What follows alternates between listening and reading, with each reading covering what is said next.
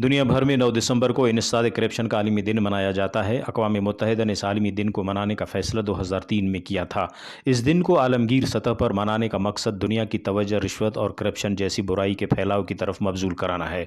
हर साल 9 दिसंबर को इसी दिन की मुनासबत से सेमिनार और तकारीब का सिलसिला शुरू हो जाता है। इसी दिन की मुनासबत से आज खुशदार सुहेल रहमान हाल में assistant director anti corruption Mohammad Afzal Zehri की ज़ेर निगरानी सेमिनार का इनेकाद किया गया, जिसके मेहमान ख़ास थे एडिशनल डिप्टी कमिश्नर खुशदार। रिश्वत और बदउनवानी ने हमारे सीने में अपने पंजे गाड़ रखे हैं। इसी सूरत हाल को देखते हुए इन बुराइयों का खात्मा अवलीन कौमी तरजीह होना चाहिए, मगर यह अज़्म हमेशा एक ख्वाब ही महसूस होता है। आला अफसरान तकारीर करते हैं और सुनने वाले सेमिनार अटेंड करने के बाद अपनी अपनी राह लेते हैं और मामूलात ज़िंदगी में मसरूफ़ हो जाते हैं। किसी भी मुल्क की तरक्की और खुशहाली की राह में करप्शन एक बड़ी रुकावट है। करप्शन किसी भी मुल्क की जड़ों को खोखला करके उसकी मुआशी और इंतज़ामी तबाही का बायस बनती है। करप्शन से मुल्क व कौम का कीमती पैसा न सिर्फ शरपसंद अनासर के हाथों में जाने का ख़तरा बढ़ जाता है, जिससे मुल्क का अमन तबाह हो जाता है।